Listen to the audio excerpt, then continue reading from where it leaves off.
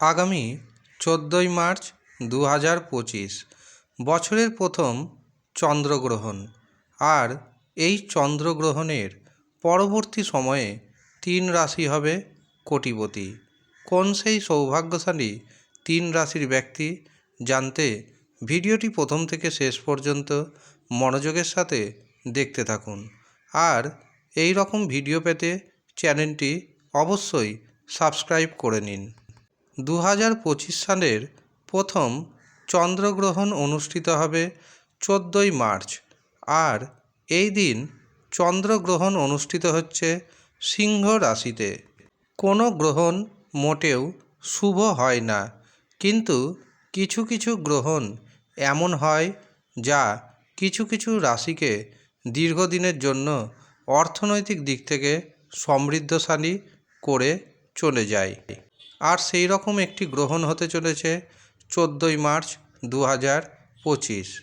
চন্দ্রগ্রহণের সময় আপনারা অবশ্যই দেবাদিদেব মহাদেবের মন্ত্র ওম নমঃ শিবায় জপ করবেন, কারণ দেবাদিদেব মহাদেবের মাথায় চন্দ্রের অবস্থান।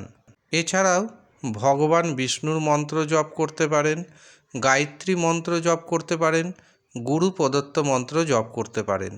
যদিও এই গ্রহণ ভারতে দেখা যাবে না, কাজেই ভারতবাসীর উপর এর খারাপ প্রভাব পড়বে খুবই কম।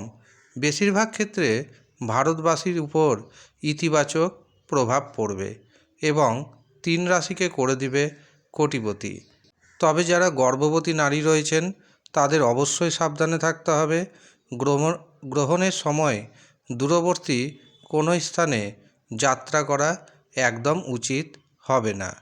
গ্রহণের সময় ছুরি, কাঁচি বা ধারালো অস্ত্রের ব্যবহার একদম করা যাবে না। চেষ্টা করবেন গ্রহণের সময় কোনো কিছু খাদ্য গ্রহণ না করার। তবে আপনি যদি শিশু হন বা বয়স্ক ব্যক্তি হন তবে তরল পদার্থ গ্রহণ করতেই পারেন, ঔষধ সেবন করতেই পারেন, তাতে কোনো অসুবিধা নেই। এই গ্রহণে আমি যে 3 রাশির নাম জানাবো, এই 3 রাশি অর্থনৈতিক দিক থেকে যথেষ্ট সমৃদ্ধশালী হয়ে উঠতে চলেছেন। এর পাশাপাশি জমি জায়গার দিক থেকে আপনি যথেষ্ট প্রফিটে থাকবেন। দীর্ঘদিন ধরে কোনো জমি কিনবেন ভাবছেন অথবা জমি জায়গা বিক্রি করবেন ভাবছেন, আপনার এই কাজটা কিন্তু হয়ে যাবে। তবে মায়ের শরীর স্বাস্থ্যের দিকে বিশেষভাবে নজর রাখতে হবে এবং কোনো সিদ্ধান্ত নেওয়ার আগে অন্ততপক্ষে বারে বারে চিন্তাভাবনা করে নেবেন, তারপর যে কোনো ধরনের সিদ্ধান্ত গ্রহণ করবেন। চন্দ্রগ্রহণ পরবর্তী সময় প্রথম যে রাশির সৌভাগ্য উদয় হবে সেটি হলো মেষ রাশি।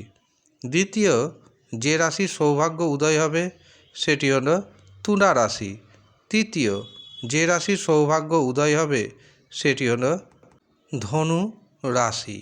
অর্থাৎ এই 3 রাশির জাতক জাতিকা গ্রহণ পরবর্তী সময়ে হয়ে যেতে পারেন হঠাৎ করে কোটিপতি। ধন্যবাদ।